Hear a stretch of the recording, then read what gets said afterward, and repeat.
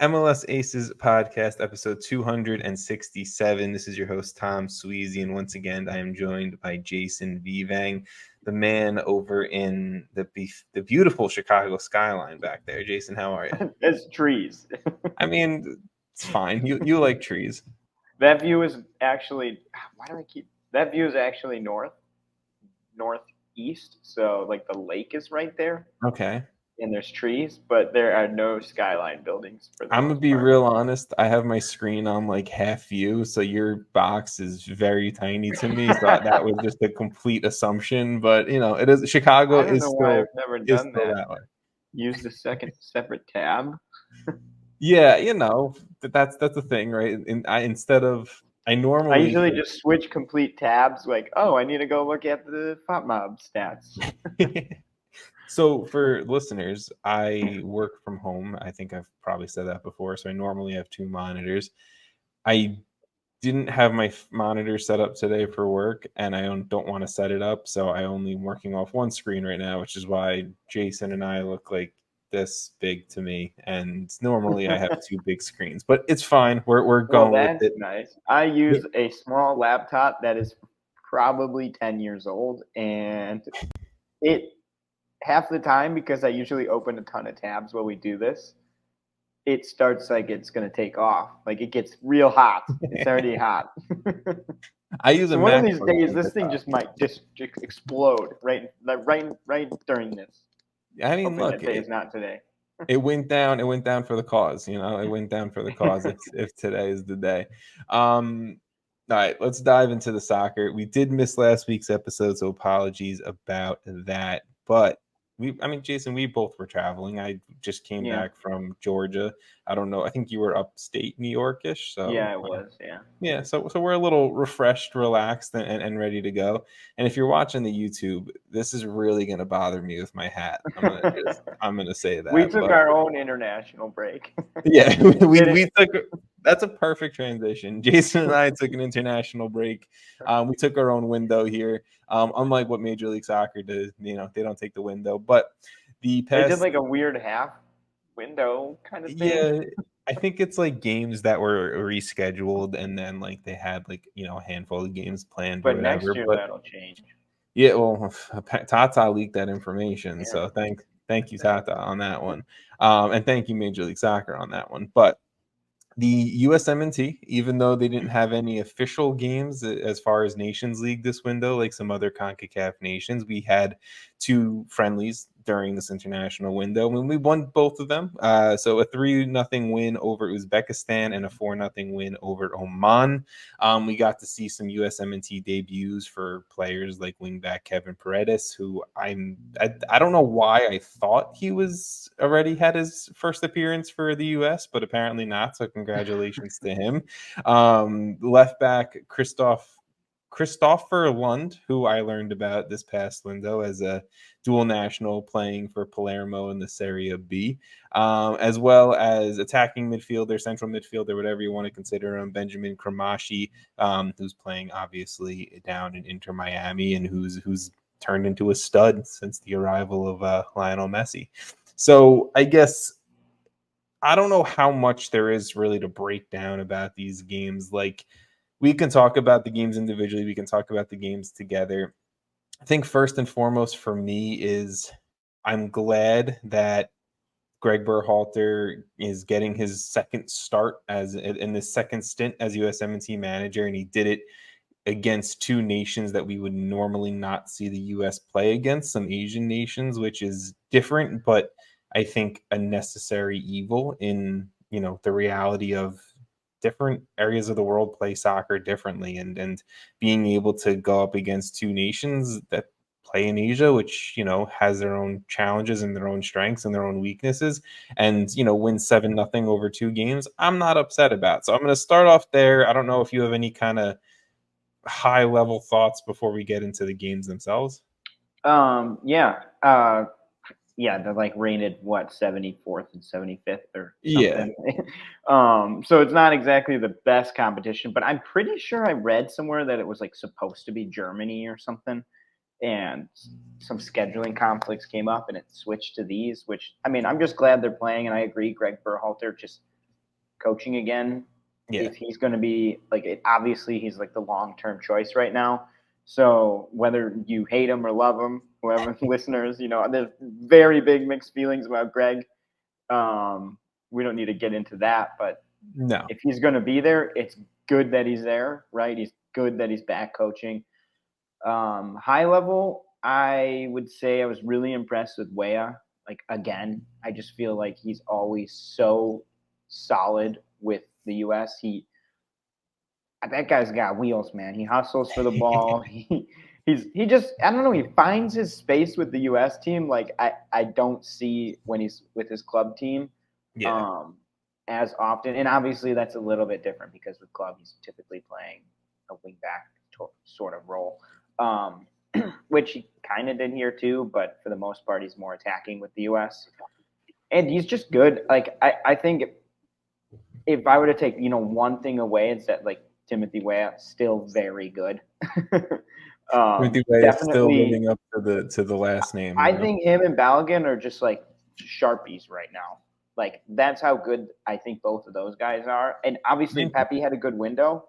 Yeah. But I think Balogun is just too creative to not be starting these games. I think he offers more in terms of helping to create the attack than Pepe does, while Pepe is also just a very good finisher.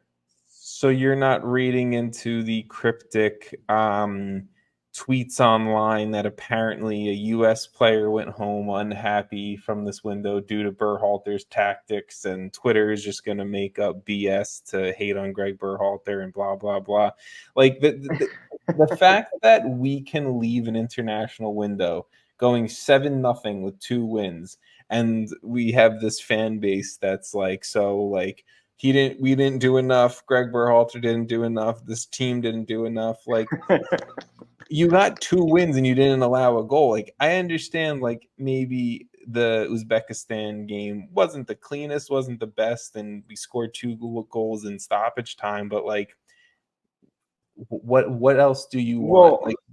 Now you're winning, but you're winning. You're beating the teams you should beat, and you're not doing it enough. 20-0. What? I don't understand what you want. I mean, for me, when I was watching the Uzbekistan game, it did feel like they kind of took their foot off the gas. 100%. Yeah. Goal.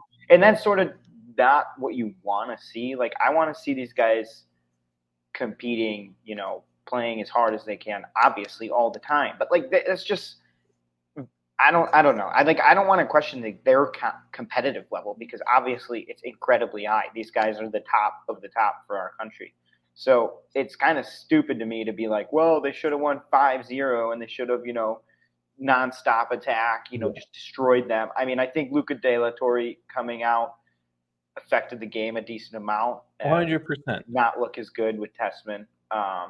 But overall, I agree. I don't understand why people are so upset. Coming out 7-0 aggregate, over 2 games is good results. And with Greg coming back for this, it was not going to be seamless. I don't think players should try less because it's a friendly, especially guys to the level of Weah, McKennie, Pulisic, who, pretty much have a guaranteed spot in this on the U.S. roster whenever they want. In some ways, wouldn't you say they don't need to really go full gas? Because, especially for them, their season's just started. And that's what I'm if Pulisic gets hurt in this game, it just kills his entire year. And even I would say that a guy like Luca De La Torre that you just brought up has more of an argument to fight for a spot on this roster compared to the other stars that we named. And him going out due to injury and leaving this game due to injury, you 100% are correct, impacted, I think, the way a lot of the quote unquote stars that we have played. I think the foot got taken off the pedal after that Luca De La Torre injury a little bit, because it was a little less connected too. I think they obviously weren't prepared right away to have Tessman in that position immediately in the first game. Now they probably haven't trained as much with that, because it didn't feel like they were on the same level, and I didn't feel like Tessman had a good game. Personally, like Fortunately, not. we saw Musa at the 6 kill it, and I feel like it would have been smarter to drop him back into that role and make a different sub.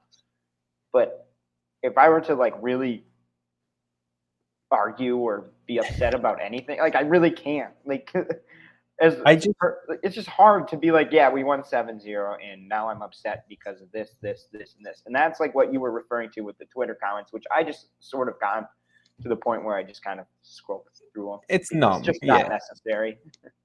I completely agree. I just think overall, I'm not overly upset with the performances of the USMNT. I think to an extent, the argument that we're having, right, or not you and I are having, but the argument against people on social media, I guess, would be more like you have guys who are solidified stars, sharpie names into in pretty much into a 2026 World Cup roster, right? You have that. You have mixed with guys who have kind of been around, kind of haven't, maybe made the World Cup roster, maybe didn't, and who are still trying to fight that. Plus, you have guys who are brand new to the entire thing. When you're looking at Lund, when you're looking at Kramashi, and when you're looking at Kevin Paredes, right? And then there's going to be plenty more windows of this. So you have guys who I think are all at different levels right now as far as intensity, especially throwing in the entire fact that this is a friendly. These are two friendlies. These aren't CONCACAF Nations League. They're not Gold Cup. They're not World Cup qualifiers. These are two friendlies against weaker, no disrespect to Uzbekistan and Oman, but they're weaker. They're weaker opponents, right? So I'm fine with the end result with understanding all of that. I didn't see any level of complacency from any of these guys, which is something then I would have critiques about and then I would have worries about. And I don't think that there's any issues with Florian Balogun and Greg Berhalter and whatever other type of drama that social media is trying to bring up. You mean like the guy who committed to play knowing Greg was the coach, like literally exclusively to the U.S. So fair point, right? Fair point. I guess quick question for you. I think of the three newbies, did you have anyone who stood out to you? I wasn't overly impressed with Christopher. It's probably just Christopher. I'm gonna keep calling Christopher because I'm reading it so not, I guess, Americanized, whatever. But it's Christopher Lund. I wasn't overly impressed with him. Then I have to remember he's a pretty young guy playing in the Serie B, the same like a Tessman or a also, he didn't really I feel like none of the newbies got a ton of time where it was like easy to be like, oh wow, he really because they sub in and it's like probably 5 to 10 minutes before they're really fully up to speed. And then that point, I don't know, I feel like Kramaski is just I want to keep him in the pool. Yeah. I guess none of these guys really showed me anything to be like, I'm done, right? And it would be kind of stupid for me to say that anyway because it's just not enough time. So I don't know if one really jumped out. Obviously, Calendar didn't play, which personally I was happy Horvath got the start in that second game. Really on that one. That one's interesting. I just feel like he deserved it. I mean, he's been around way longer. I don't know. It's a tough one. But also, did you see the news today that he didn't make the team for Forest? Just in general? Like he's not on the Premier League registered roster? I am pretty sure that's what I read today. I'm pulling up. Oh, so he's not playing soccer in 2023, 2024 is what you're telling me. Horvath left out of Nottingham Forest 25-man Premier League team squad. Don't love that. I mean, I know they brought in another goalkeeper after Matt Turner, but don't love that at all. Yeah, I don't like it either. Even after seeing that, I was way less like, oh yeah, I'm great that he played, but still, I'm kind of happy he played. I feel like Calendar was just gonna get that bump from. He's been awesome, right? He's been very good, very good. He's literally won Miami a couple games. I don't know. I guess I don't really feel that strongly. I just feel like Horvath kind of deserved that start. I don't feel that strongly, right? Like, and there's different levels of it because in the past I've argued for Stefan, and I've argued when Stefan was the backup at City, and I've argued for Matt Turner when he was the backup in Arsenal, right? I've used the exact argument of he's training with the best in the world. He's still in the Premier League. Like, yes, he's a backup, but he's proven it at the USMNT level and deserves to start. I'm using the exact opposite argument here and being like, Horvath isn't even a backup at the Premier League level. Well, Not you even. just found that out like 10 minutes ago. I mean, hey, it's fine. It's new information. I'll use it in an argument. But what I'm saying is, I think Drake Callender deservedly got the call up to the U.S. with how he's been playing 100%. for Miami. I would have liked to have seen him get the shot, especially against Oman, or like, I don't know, maybe a I second kind of half would have sub. liked to see Gaga get a call up and Yeah. he to play because I mean, maybe he's an interesting case. I would have liked to see it, but I know he's obviously getting his first time starting right at a European club. So it's like maybe we don't want to fuck with the mojo that he's got going on. I don't know. True. I mean, at the end of the day, like you were saying, these are friendlies. Like there's people at all different levels, in the team. There's, dead on starters. There's people, trying to play for a substitute spot. There's people trying to play their name into the conversation. So at the end of the day, it's like these are all things that are just so fluid. And in reality, like 2 wins is all you can want. But the whole point of these is sort of to just see what we have with some people. It's not necessarily like, hey, let's go put out our best 11 and smash them 8-0. If that's what people wanted, then I feel like we're wasting our time in a friendly versus Uzbekistan. No offense to them, but like, why would I don't need to see that. I would rather know. We know what we have. We just came out of a World Cup. We know what the best 11 can do. We know their talent. It's sure the more minutes they get together, the better. But how do you end up getting new players into the pipeline if you don't ever tinker with things? What if Kremeski had an incredible 2 games? And then we were like, wait a second, this guy is really fucking good. Yeah. I think that's the point that like I'm focusing on, right? Is like I believe that there's a select number of guys in this USMNT player pool. I don't know what that exact number is. I would need to actually look at it and write it down. But I believe that there's a select number of guys who have a Sharpied in spot. I'll go with you saying, Jason, a Sharpied in spot. Sharpie on the whiteboard. Sharpie on the whiteboard for this USMNT, roster when we come to 2026. I don't think the list is ginormous right now, but I think that there's a pretty solid list of what that looks like for this I don't team. think it's very big at all, honestly. I would say I think we could probably go through. I would say it's probably less than like 8 players. I was gonna say it's less than a starting 11, but like more than 5 dudes, somewhere in there. I don't want to go off the fly off the top of my head. That's a good point. Because I don't want to miss anyone or overestimate anything.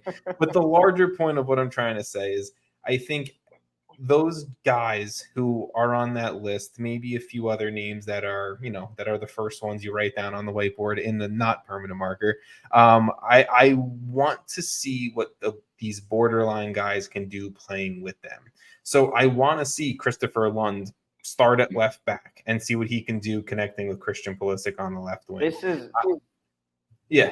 is actually a great point you're making because I feel like in the Gold Cup, we got a lot of views of players, some good, some bad, that is sort of like it's hard to judge some of them because they're playing like who I don't know. I can't think of anyone off the top of my head because I'm like an idiot. But my point is like when you're saying you want to see them playing with some of our top players because that's when you actually see their talent, how they can connect with our best, where it actually is.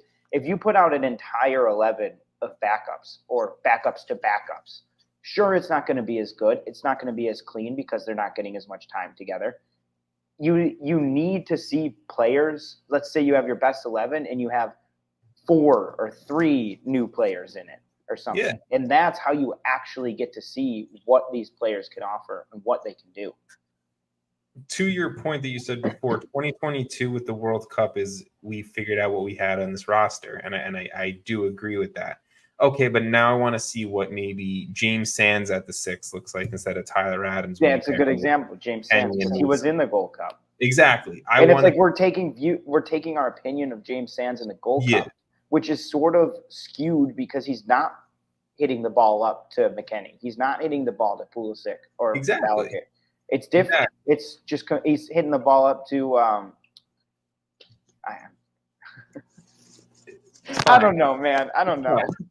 I get the point that you're saying. I think the larger point that we're both saying is we want to see what we have, but in a different way than I think it was pre-2022 World Cup. I think pre-2022 World Cup was like, what do we have? What's the best 11 look like? Now I think it's like we have a pretty solid idea of what a best 11 USMNT. Well, like we were saying, we're pretty close to like 5 to 8 players that we think are pretty much definitely best 11 players, and then you can make arguments probably between 10 more for the rest of the spots. Exactly. But you know, like the first team and subs essentially, outside of maybe a couple players, but like it's pretty. At least for the first team, there's only a couple places where I think you have like fringe guys that are probably in the first team or could be argued for it. What did a lot of people say post the 2022 World Cup when we got eliminated from Belgium was that we had a top tier 13 players, and then the rest of the roster was kind of, wasn't at the same level, wasn't up to par to be playing at the World Cup against some of the best teams in the world. I think this is the time to figure out, okay, past players 1 through 13 or whatever we're going to say that number is, let's see who can live up to that quality and who can maybe expand that from 13 players to maybe it's 18 players, maybe it's maybe 20 players that we can rely on. I think should be the focus right now from the USMNT. Before I transition us into the next piece, do you have any other USMNT comments that you wanna go over? No, honestly, I think we kind of went more than I thought we would on that. But it was a good conversation. No, look, it's fair because I think we're not anywhere close to the 2026 World Cup. We have international competitions coming up, for the US, right? But we're not in anything serious right now. But these are the times where we get to see things and really break it down, I think, a little bit more. Yeah. The last thing I'd say is I do want to keep seeing Dejan Jones. I like him a lot. I think he has a lot of talent and potentially could be a starter or sub in our first team. I want to see him get to Europe. I know the Revs have been doing their thing with selling players to Europe. So let's make the we might see some more movement now. Yeah, well, we'll talk about that in a little bit. But I think one thing that may be worrying to people, if we're going to talk about expanding the U.S. player pool and making sure we have quality players at deeper levels for this player pool as well, is in regards to maybe some other dual nationals that weren't called into the USMNT camp. And one that I know has been causing a little bit of conversation online has been with U.S. dual international Noel Buck, who plays for the New England Revolution, who was called into the England U19 camp and who accepted the call up, obviously. Buck subbed into the game versus the Germany U19 squad and then started and also scored in the game against the Switzerland U19 squad. He's had plenty of positive comments about his time. He's had plenty of positive comments about England really reaching out to him and spending time with him and making him feel like he's wanted to be part of the squad. And not that it's been any negative comments, but he hasn't really had the same about the U.S. Are you concerned with losing a dual international like Noel Buck, especially with what he's shown this year with New England and being a very good young player? I think it's complicated because I think as our program continues to grow, as MLS continues to grow, we're going to see this more and more. And we've lost dual nationals before. I guess I'm not overly concerned about it. Sure, from my perspective, I'd love if everyone wanted to play US, right? But we're we're comparing our friendlies of the actual national team's roster with the U19 call up here. So it's still not the same. I think some people are arguing that why was Kremashki called up, but not a guy like Noel Buck, who has arguably been doing it all 2023 MLS season, and Kremashki's only really done it the last month or so. With Messi, right? So. Yeah, right. So I think I think that's also fair, but I mean the U.S. fan base is sort of spoiled, maybe. Not, I don't even know if spoiled is the right word, but I feel like we're not gonna win all of the dual nationals. Is it a bummer when we don't win? Like just dual nationals as a conversation as a whole, instead of just on Buck, because I feel like it's a bigger thing, and we're gonna start to see more of it. It's like we just got Balogun from England, which I would argue is a major. I don't think anyone would debate how big of a commitment that was. Obviously, we got Dest from the Netherlands. This stuff happens, and I think it's not even like a full commitment. He's playing for the U19s, right. Like, and I feel like if I know anything, it's that Greg actually cares about dual nationals and seems, at least their staff seems to really find the talent and actually try and work with them and try and figure out a way to bring them into the U.S. team if possible. And so I don't know. I'm not going to speculate. I can't say they're doing that because I don't have any information that they are. I just feel like based on what we've seen, based on the players that we've gotten pulled over with Greg, and like obviously once again, people don't like Greg that much. So I'm not going to get into that. I'm not going to get into it because personally, I think it's a lot of it. I think is just I don't know. I don't want to do it, but I don't know. I'm not as concerned because I think we're going to start seeing this more. Is my overall point. I think we're going to start seeing but we're also going to see our level continue to grow because it's like for every one guy we lose, there's still 5, 6 young American players in MLS or elsewhere or dual nationals elsewhere that are going to come play for us. So I don't know. Maybe that's just a bad take, but to me, it's not as concerning as I think. It's not like the sky is falling scenario that we lose a dual national as it was maybe 5 years ago. And we're assuming that we're losing Buck, right? Yeah. In this position, we're assuming he's gone. Yes. I feel like 5 years ago, this would be like a massive conversation. Now, seeing what we've seen, I don't know. I just after our last conversation, he's still not. He wouldn't be sharpied in, Exactly, and I think that's what it is, right? It's the U.S. midfield depth right now is probably the strongest of any grouping that we have right now on the senior roster.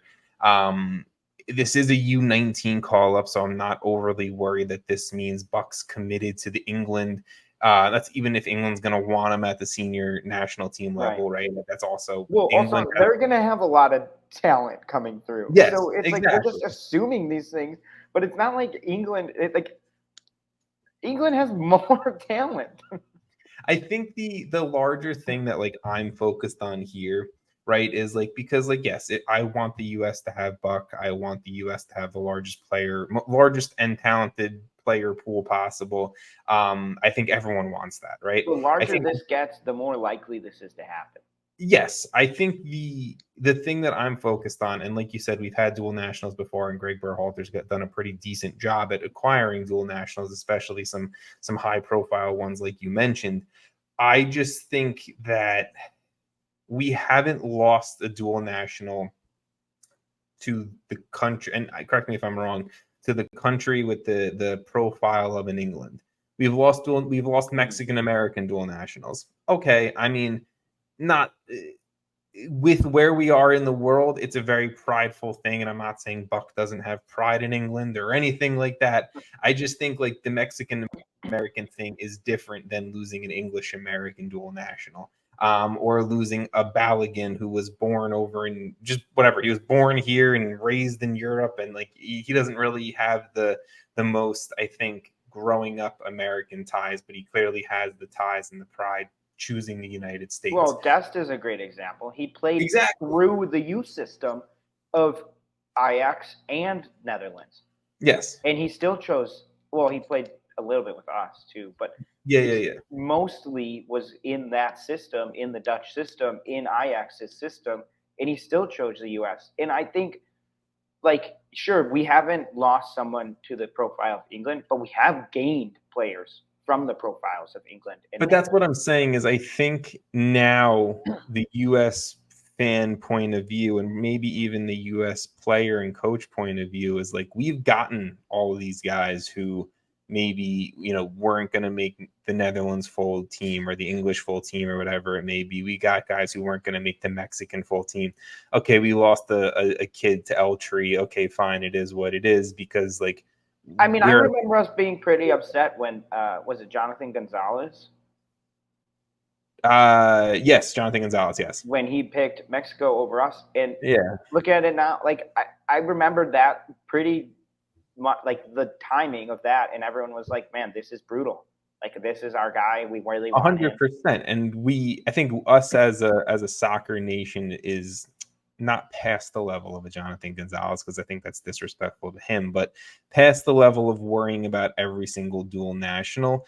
I just think Buck is a different case in the sense of, England wants one of our players. We don't want one of the English players. And I think that's where maybe it's a little bit of, like you said, U.S. fans spoiled a little bit. And now, well, it's sort of like England's calling him and we're not. Why is that? Like England is obviously has a higher profile as a nation in the game. So 100%. I think that has a lot to do with it based on like how you're describing it as well. But I just think we have to get to the point where we understand that the bigger our talent pool grows, and it's grown a lot in 4 years, and it will grow 100%. A ton more leading up to 2026. And I think that larger that grows, the more likely this is to happen. And we're going to lose players to all these countries. We're going to lose players to England. We're probably going to lose players to Germany or at some point, or France or Brazil or Argentina. I don't know. But we're going to start losing players in these situations. But we're also, I think the real concern for me would be if we stopped gaining players at the same time. Because it's a give and take for every country, for every dual national. Obviously, in the U.S., there's a lot of dual nationals. Yeah. So I think it's a little bit different because there's probably – I mean, I don't know how many dual nationals there are in every country. I just kind of going off an assumption that there's probably more in the U.S. than there are in England or France or – yeah. I would say we have a little bit of a higher percentage of dual nationals compared to a lot of other countries in the world, but I could be wrong about that completely. The real concern would be like if we had a guy that we really like. This is a good example. Like for instance, like Chris Brady, right? Like let's say he was a dual national. He's grown up in Illinois his whole life, played through the Fire's youth system, played for the Fire's first team. Probably, hopefully gets a move to Europe at some point. Let's just speculate. If he were to then switch to a different country, let's say England, then it would be like, well, it's still pretty tough because he was completely grown in this country, right? And he's really good, right? Yeah. But even then, I don't know. I feel like that our talent pool is still growing because I just realized I described basically Buck's situation. I was gonna say, or you'd feel how the Netherlands feel about Sardinia Dest, Exactly. Yeah. Literally. Or like how England might have felt at Belgium. Yeah. No, 100%. It's the dual national conversation. Like, I think we can end it here because we've talked 35 minutes about the USMNT pretty much, and I'm okay with it. It's been like a couple USMNT weeks, so yeah, I think it's good. Well, I'm gonna round out the USMNT talk with a fun fact that I learned on Twitter a few days ago about the USMNT, about international soccer at the high level, and this comes from the armchair analyst himself, Matthew Doyle. But he pretty much put out a tweet the other day that said, "Been following this sport for almost 40 years, and I had no idea that Landon Donovan was the all-time international leader in assists." I learned that this week as well. That's wild that Landon Donovan leads all international soccer in assists. Like that blows. I like I would one. not. I think it's like 58 or something. He leads Neymar by 2. By 2, yeah. Yeah. So as long as Neymar doesn't get 3 more assists for Brazil, he's good up top. Yeah, I mean, I think, yeah, that's a fun one. I don't really need to go say anything about it. That's a fun one. It's a fun one. If for whatever reason the listeners or watchers of this podcast didn't know that, shout out LD, shout out Landon Donovan. Let's finish up with some other MLS international notes, and let's go to the World Cup champions Argentina, where we had 3 players from Major League Soccer called into the Argentinian national team, which is wild. Obviously, one of them is Lionel Messi. You know, he did his thing. He scored a free kick winner, you know, in there. What did it have going? Is it World Cup qualifying right now for South America, right? It is. Something. They have something going on. So he scored. Shout out Messi for being the GOAT. Thiago Almada, the other World Cup winner on this team, and Alan Velasco, who I think this was his first call up to the Argentinian national team from FC Dallas. Almada and Velasco did not see any action, but I think just, you know, pretty cool to see 3. I kind of wish Almada saw action. Yeah, that worries me a little bit. Like, you know, he's a very good player, and he's kind of in amazing form. Yeah. The Almada one that I thought he was at least going to get a few minutes like he did at the World Cup, but I mean, you know, it is what it is. I'm happy that MLS is getting represented at some of the best teams internationally in the world. Messi with another free kick goal, so maybe it's not MLS defending. Yeah, maybe it's not. Maybe is South American defending bad? All right, let's go into some MLS transfers. We don't have to talk about all of these because there is a ton. But Jason, if you want to go for one that stood out to you, because as you guys know, the MLS transfer window is closed, but the European transfer window closed last week. So there are some moves that we missed.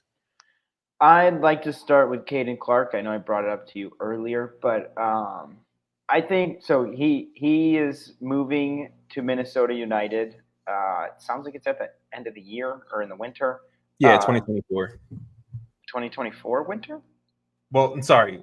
I was like, wait, do you mean this? It's this winter, isn't it? It is this winter. He is January of 2024. Okay, yeah. I think this is a great move for Minnesota. I think for Caden Clark, I'm hoping this kind of jump starts his career because we were very hyped about him. He was awesome. What was that, 2 years ago with Red Bulls? Yeah. And obviously, like some moves, I think were probably premature. Obviously, kind of was premature. I think him being back in Minnesota, is that really his hometown? Yes, he's from Minnesota. Well, that's cool. Fun fact. Anyway, I think that's fun. I think that's good for him. I also think Minnesota is a great team for him to go to because there's a lot of talent and there's a lot of attacking talent now. Obviously, with Reynoso back and Pookie. And I know I'm forgetting a couple guys, but their attacking talent's really good. And I think their depth is now getting a lot better with Caden Clark. Yeah. I'm hoping he starts. I'm not entirely sure where he'll slot in, but I do expect him to see plenty of minutes. And I think it's a perfect team for him to go to. Obviously, hometown, so he kind of knows the area, comfortable in the area. It's a good place. Obviously, when he moved to Europe, maybe it was a comfort thing. Maybe it was just a bigger step than he was ready for. I think this kind of brings him back down to a league that he knows he can do well in, and he's in a place that he knows well. And then he's also in a team that has a lot of talent. So I really like this move. Yeah, I mean, obviously we're going to have to go through, right, like a whole off season, see who Minnesota loses, gains, all that type of shit, right? But I've said this before about Major League Soccer, and it still holds true, and I've said this 100 times, and you've probably, you know, you're over me saying it, but the perfect example for what I think Major League Soccer could be to Americans is Zach Steffen, right? The dude went to Europe out of college. It didn't really work out. He came back, he was the backup at Columbus, then got the starting job in Columbus, won trophies, won the USMNT starting job, and then got a move to Man City. Obviously, things happened post that, but, you know, I think that Major League Soccer can be an opportunity for players who, even if they've left Major League Soccer, an example of Caden Clark, can be a spot to be like, okay, like let's get your career back on track. Let's get you solid minutes. Like, and the league's only getting better and better. The thing that worries me about Caden Clark is I know, he's going to go on loan to the Danish second division club for a few months to get some minutes played before he joins Minnesota. I have it written here. He hasn't played a professional game since September 17th of 2022. So almost a year he hasn't played a professional game. I think the move to Leipzig was way premature, like you said. I didn't think it was this premature, though, and I don't know I feel like some stuff had to have happened off the field as well. I don't know. I just want to see Caden Clark. He was still like 18, though. He's only 20 years old currently. Like, no, I know, but I'm pretty sure he was like 18 when he made that move. Like, I would prefer.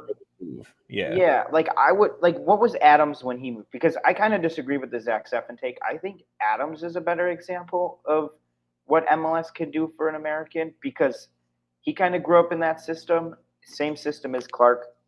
Started to do amazing with Red Bulls, got the move to Europe, and then took another step up. It wasn't like, was it to Leipzig? Wasn't it Salzburg first? I'm looking it up right now. I forgot. Adams went to Leipzig directly. So, but then he got Jesse Marsch shortly after or something? Yeah, he went Leipzig, Leeds, now Bournemouth.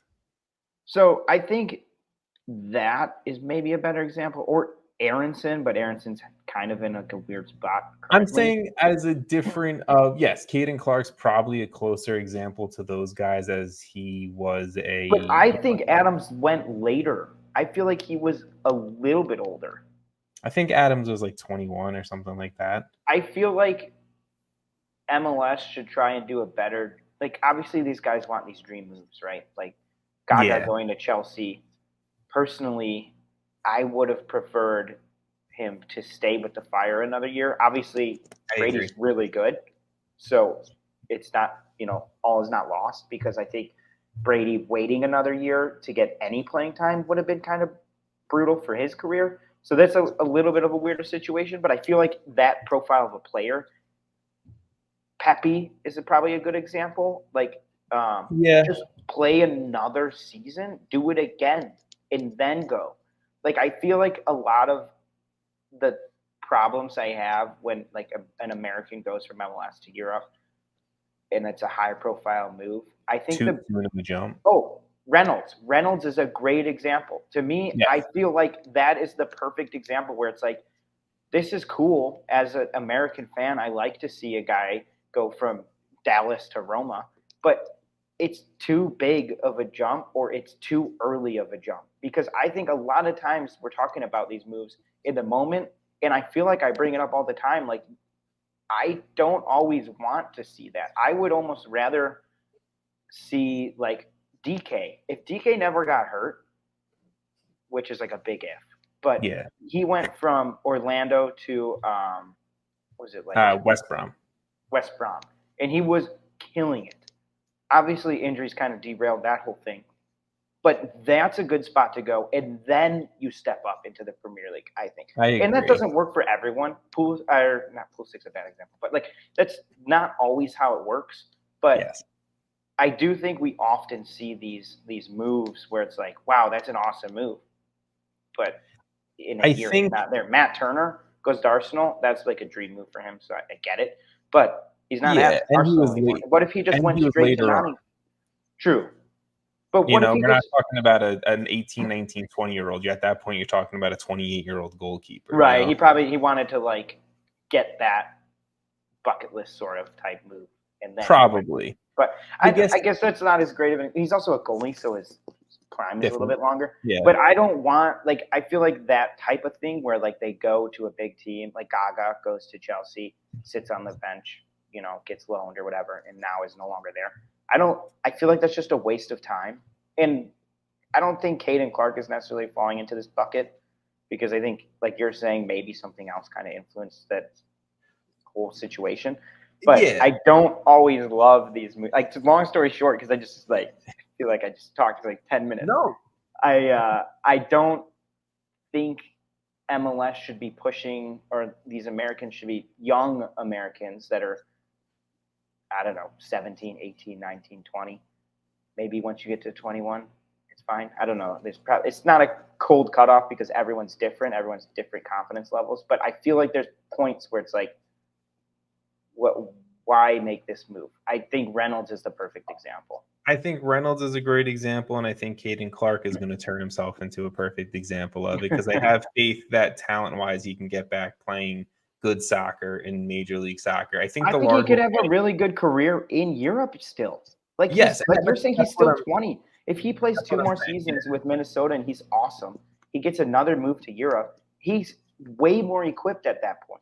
When we send an 18-year-old to play in Germany, it's not an easy thing.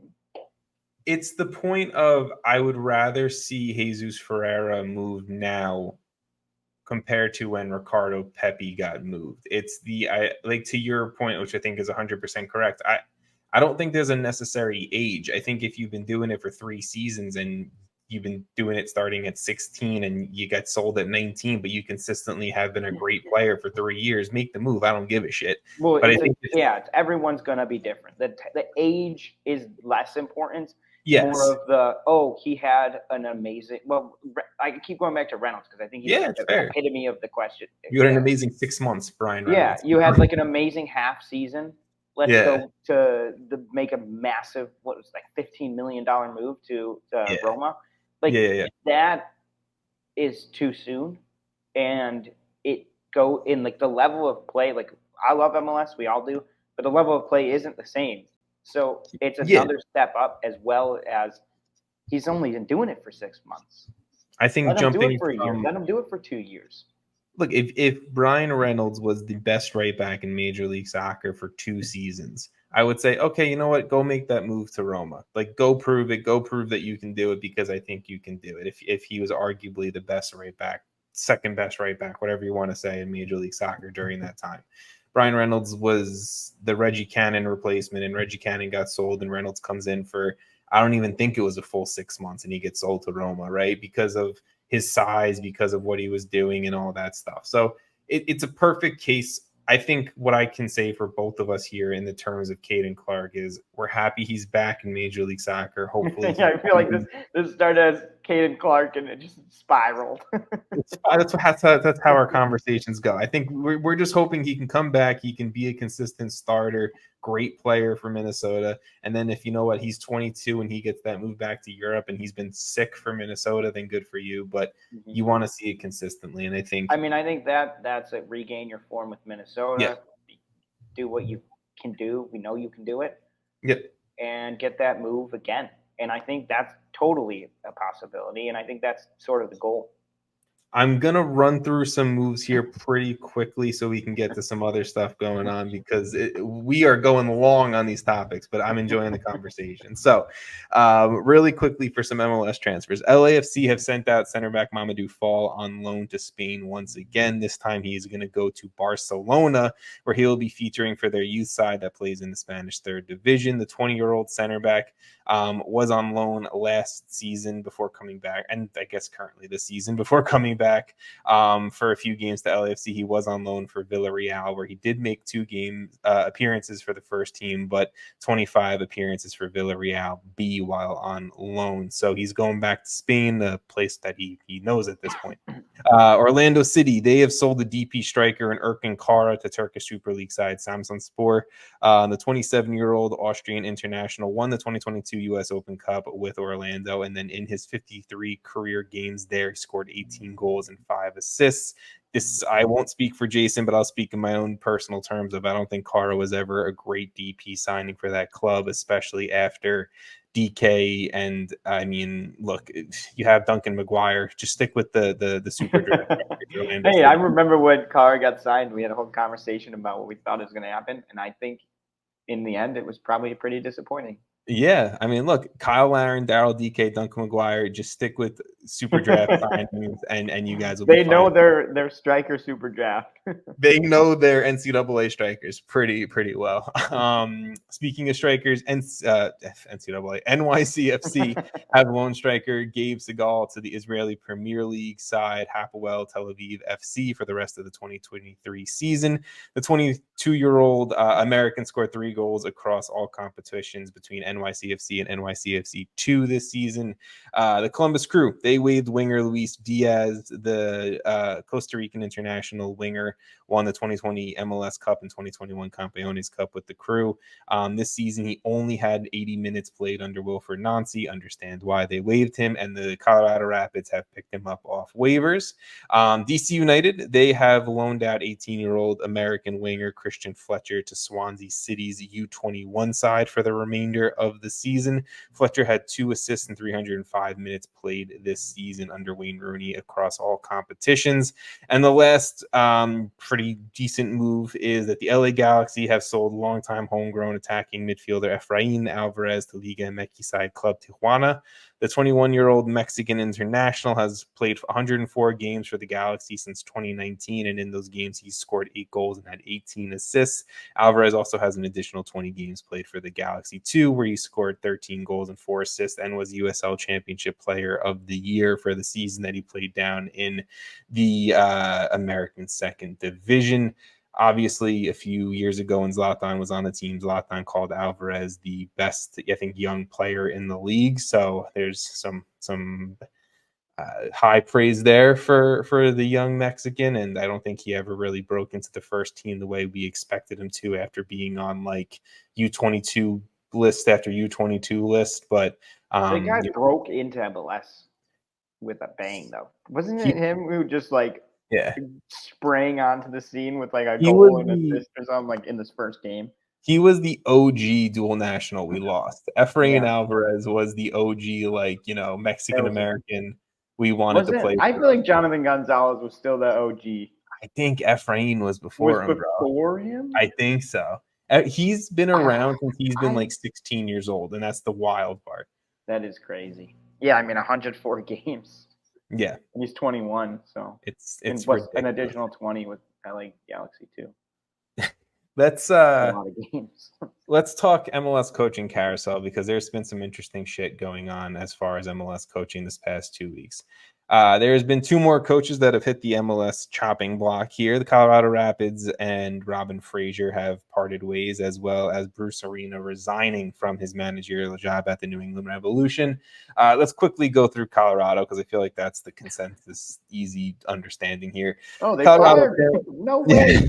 They currently sit in last place overall in the MLS standings with 19 points in 26 games. The club only has 3 wins and a goal differential of -23.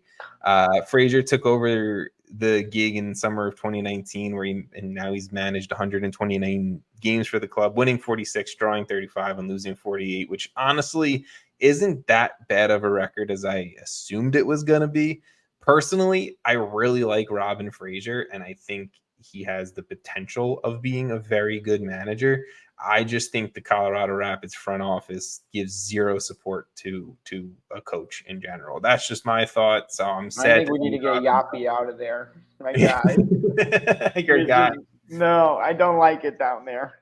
No, I don't think Colorado is the place to be for players, managers who are trying to break in and prove themselves. But let's go to the bigger one that I want to hear your opinion on. So I'm going to break down the timeline from what Tom Bogert and The Athletic have been reporting. And if I get some pieces wrong here, I apologize. It's a very confusing situation, but this is it's also like new information seems to come out every hour. Oh, 100%. So things could change by the time tomorrow when this podcast drops. But Bruce Arena resigns as manager of the New England Revolution. Back in July, he was placed under league review after apparently some reported comments were made during a Revolution training session. Question mark on that one. Allegedly. Now, he's resigned a few days ago. The Revs have another coaching debacle as far as players and interim managers and everything like that. So I'm going to kind of give you guys a breakdown of what occurred yesterday. Yeah. Before you get into the timeline, we're pretty sure he didn't say anything, right? That's the one thing where I'm like, why did he resign? Because that came out that he said something in training or something, but the players seem to be supporting him still, and I thought that came out that he didn't say anything. So I don't think it's been confirmed that if Bruce Arena has said anything or not said anything. I know that Caden Kyle, right, the MLS 360 host, I know she went on a radio station a few weeks ago and said that he made some racist remarks during training. Since then, she's had to apologize. She had to apologize and say that that isn't incorrect information, or that isn't whatever. Well, she got suspended for a month. And now, yeah, she's suspended. And that's the one thing where I'm like, so he didn't? If she was wrong, that means he didn't say anything, right? And then it's like, so what's going on? And it seems like players and now former Revolution assistant managers and coaches have his back as well. So let me go through this storyline or timeline here of what happened on September 12th, and you guys can, I guess, come up with your own opinion here. But 8:40 a.m., Brian Bolello and players meet to kind of talk about the Bruce Arena situation. An hour later at 9:40 a.m., this is all reported by The Athletic as well. 9:40 a.m., players were unsatisfied with Bolello and asked for time with the coaching staff alone. 11:40 a.m., players were unhappy with the lack of information, and as well as, I guess, Richie Williams being named interim manager. 12:30 p.m., initial Richie Williams press conference starts 30 minutes late, and star attacking midfielder Carlos Hill does not join the press conference when he initially was supposed to be. Sometime after this initial press conference, senior players meet with technical director Curt Arnolfo to discuss interim manager Richie Williams. 3:09 p.m., The Athletic releases their findings of the day's events, players not trusting Richie Williams' future in doubt with the club, and strife between him and the rest of the coaching staff, mainly Showery Joseph and Dave Vandenberg. At 7:45 p.m., the New England Revolution announced that at that point, New England Revolution 2 manager Clint P. will take over as new interim manager over Richie Williams. Showery Joseph and Dave Vandenberg also have left the club, and that Richie Williams' status at the club is TBD. Today or yesterday, if you're listening, 9/13, Wednesday, September 13th, during a press conference, Brian Bolello says that Curt Arnolfo will serve as interim sporting director, and Richie Williams will continue to serve as interim head coach as the team prepares to close out 2023. So I don't know if New England even knows who the fuck the interim manager is right now. I'm gonna be real honest. What? Yeah, I don't know, bro. I don't know. This was the comment that was on Tom Bogert's Instagram, on his Twitter. I don't know. I don't know. What? Yeah. I can't really feel like I have an opinion on this until we actually get details on what even happened. It's such a cluster that what are we even reading? They don't even know. This is all assumed, not reported. This is my guess. Again, I'm not reporting it. This is a guess completely from my mouth, and no one has reported this or said this about anyone. I can assume that maybe Bruce Arena said something that wasn't woohoo, the most politically correct thing in the world. I can take an assumption and possibly say that, and that maybe some people were upset with him about that. But given his reputation with players and some of the coaching staff, they had his back still. He apologized. It was probably a situation like that. I'm going to say something got leaked and reported to media, and then it turned into a bigger thing in general, where then Bruce Arena felt like he had to resign, because eventually it might come out where the club was like, hey, we're going to politely ask you to leave. Not the way we wanted it to, but it is what it is. Then I feel like Richie Williams was named interim manager. The players weren't told about Williams or Bruce Arena leaving or anything like that. Showery Joseph and Dave Vandenberg leave the club to show support of Bruce Arena. The players don't like Richie Williams, so they get Clint PA to take over as interim manager until Bilello and Kurt Anolfo can figure out For what like the fuck 5 hours. I'm just saying still currently I think they're going to just give Clint PA the manager job until they can figure out what to do with Richie Williams right now, because I still feel like he's TBD as manager. Yeah, so, but this last comment is Richie Williams will continue to serve as interim head coach. So he's you're saying probably he's like just titled that? Yeah, like it's probably like named interim. Oh my God. And again, everything that I just said is my assumption. It is not reported. It is not fact. It allegedly. I don't know how many times I can legally cover my ass and say all of that, but that is what my Tom Sweezy's opinion of what happened or what could have happened possibly is. I mean, that seems like obviously it's all speculation, and it's all speculation sort of for everyone outside of the people in the organization. Literally. But that's got to be you got to be on the right track, because that's sort of the conclusion. Somewhere I have to be close with the truth. Because we were texting before this, and I was like, "So this is what happened," and you were like, "Well, that's kind of it." I still have some questions out to people on what exactly happened. So if I can confirm things by next week, I will confirm things. But at this point, it's all guesses, it's all assumptions, it's a mess. And I think do they play though? Like what happened? Like the team isn't they just what's it called? Didn't practice. They didn't practice for a day. They have practice post that 1 day sit out, whatever it was. So this is such a weird situation. From my guess and my understand, this isn't actually a guess. This is from my understanding. Second in the conference. I think it's the New England's going to be a dumpster fire. If you want to ask me my opinion, I think they're going to lose their whole team this offseason. Yeah, I think it's going to be a fire sale of anyone we can sell to Europe. Who can we offload to other MLS rosters? And then New England's going to go back to what they looked like pre-Bruce Arena, which was unfortunately a dumpster fire. But, look, Bruce Arena managed 151 games for them. He won a record-setting supporter shield. And in that time in charge, he won 68 games, drew 43, and lost 40. Like, you don't see that type of production with other managers. Points per game, like almost 2. I don't want to do that math. That's pretty high. I don't know. I think it's a shitty situation. I'm not defending anyone in this situation. I just think that we're never going to really know what's going to happen. I feel like in the sense that most, if not all the players that we know and a lot of the assistant coaching staff came to support Arena in the end. It seems like somehow something was disconnected, because you would think that if your players and coaches or assistants are supporting the head coach, that wouldn't be the guy leaving the organization. It's solvable, right? It's not like get rid of. It's like, okay, something bad may or may not have happened or said, but it wasn't like I don't know what it was, right? But like it maybe wasn't bad enough where they couldn't get past it, or people couldn't get past it. I would think a team that includes a lot of veteran presences and a lot of young talent. I think a coaching staff that includes MLS legends like a Showery Joseph, who made an Instagram post about he was the most outspoken. That's when I really picked up on the story. Like, oh, what is going on here? With Showery, yeah. I mean,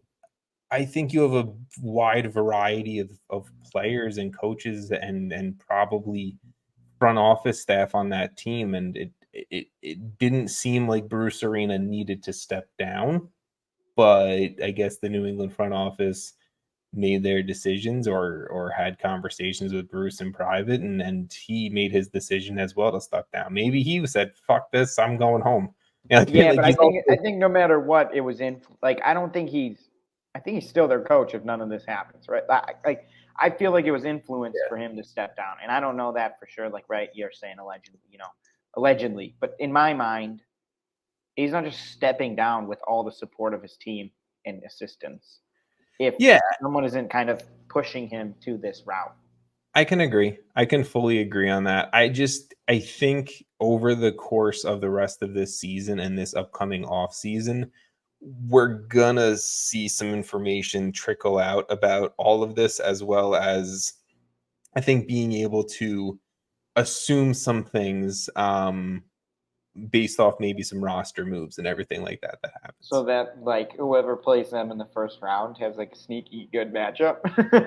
And it's a chance. And speaking of those MLS Cup playoffs, FC Cincinnati, congratulations, the first MLS side to make the MLS Cup playoffs. I mean, your Supporter Shield runner.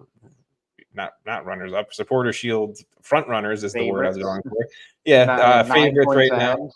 Yeah, they're killing it, and they've had a fantastic season. So shout out Cincinnati, and I think definitely building off the hot playoff run they had last year and turning into the best team in the regular season. You have any Cincinnati takes, or you want to keep going? They are good. They are very good. They are very good. Two teams we're going so long, so I don't want to make it huge. It's all good. Two teams who are not good this year are both New York clubs, Red Bulls and NYCFC. They both lost two key players for the rest of the season. Red Bulls winger Lewis Morgan and NYCFC attacking midfielder Maxi Morales will undergo season-ending surgery. Get better to both of them. That sucks for both teams, in all honesty. This is a funny one that I don't know if you saw up until a few minutes ago, but CF Montreal attacker Matko Milovic reportedly joins amateur soccer league in Montreal to play due to his frustration with lack of minutes with Montreal. After scoring 6 goals in the league and reportedly punching a player in the face, he's been suspended for life from the Quebec Amateur League. I love Major League Soccer. Like, it's just a great That story. is like the best headline. And you must have been really frustrated. I mean, bro, how do you score 6 goals in an amateur league and then you're the one punching someone? Do you know how many games he actually played? No, I don't. I want it to be like 1 or 2 games. Yeah. It's just like he went off and then he just punched someone in the car. You're gone. It was actually a first half. I just like how he has a lifetime suspension from this. Is that even legal to just join an amateur team while you're signed? Apparently, and this is actually all very reportedly because I've seen articles come out about it. Apparently he joined under a fake name. So I don't know.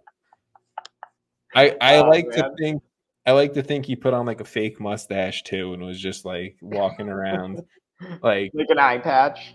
Yeah, like he's shaved his head and he was like, okay, I'm gonna be, I'm Jason Vivang. I'm gonna join the Quebec Amateur Soccer League and I'm gonna kill it right now. Like that's I'm banned for life now.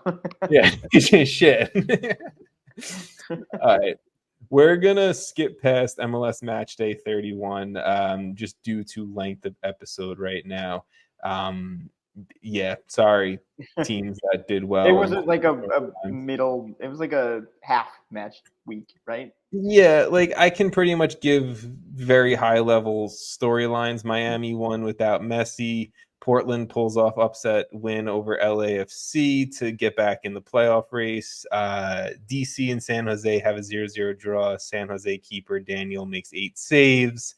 Minnesota draws New England at home. It was a stoppage time corner for Minnesota where Dane St. Clair comes up to the corner, has an assist to Franco Fragapane to save that point at home. So we love a goalkeeper assist, especially when it's like, off the foot in the box. That's pretty cool.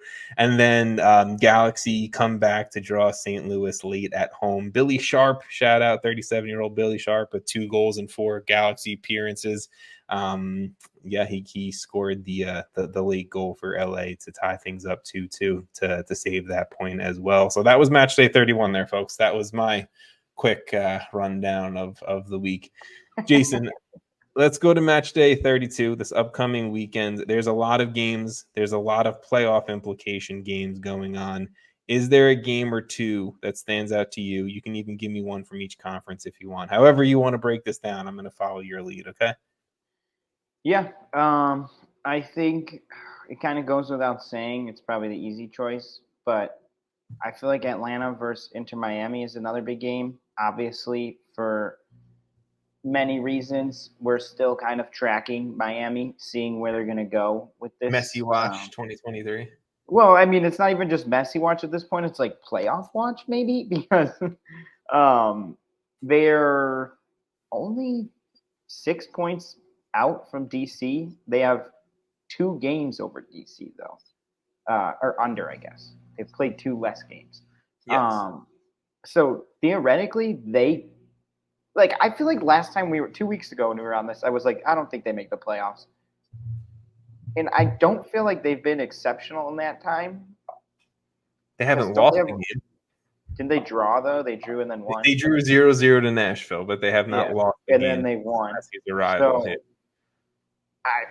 I don't know, man. I'm kind of more confident they're going to make it now. I don't even know what changed. I was looking at their schedule again, and I'm like, well, Toronto's a win. And then I took it down. But New York City's one of them, too. Yeah, so those are 2 wins. First of all, they play the Fire in Chicago. They do. Probably a win. Yeah. That's Charlotte. 9 points. Well, the thing is, too, it's like they have one game. Dude, my computer froze. There you go. There's the computer's been running too many tabs right now. It's definitely running too many tabs. Anyway, they have 2 games less played than DC and pretty much 1 game less played than almost everyone else besides Charlotte. Philly also, but Philly's so far out of reach from them. So and they play Charlotte twice, don't they?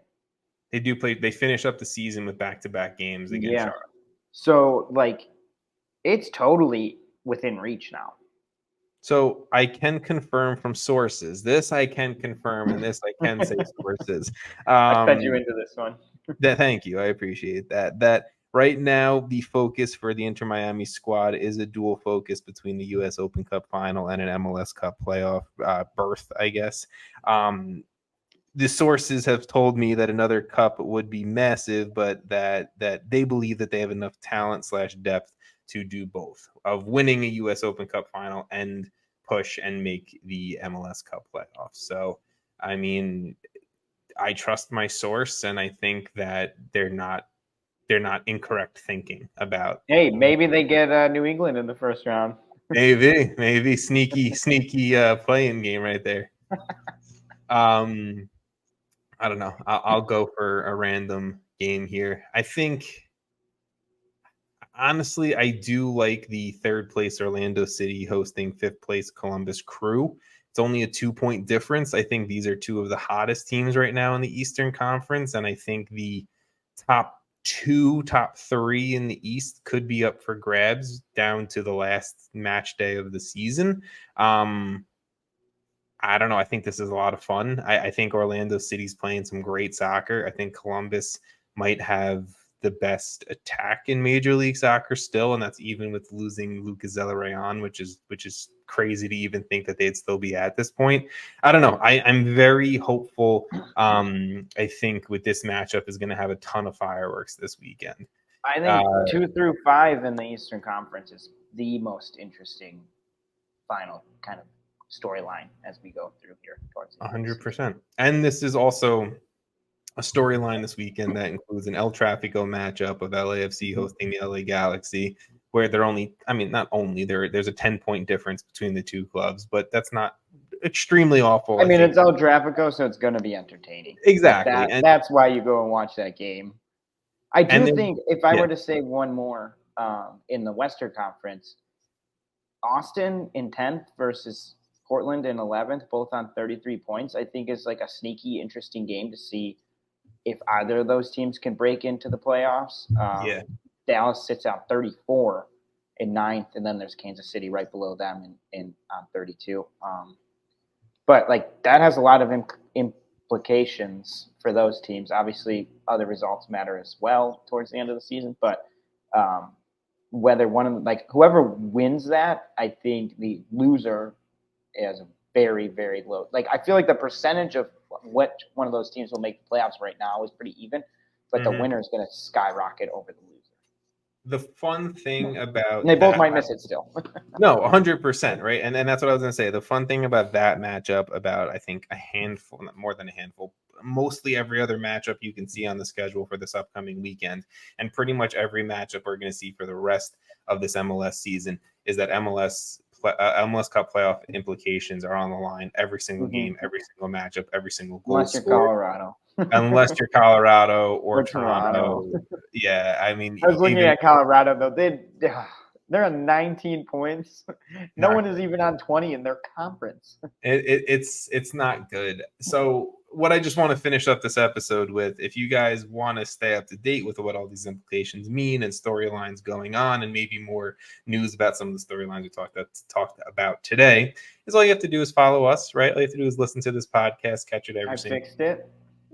Yeah, Jason fixed it. I didn't even notice that. I'm proud of you. You can follow Jason right there over at Jason Vivang. If you're watching on YouTube, you know what it is. Just all the listeners are like, what? if you want to follow me, or I guess us as a podcast on social media, it's at MLS Aces.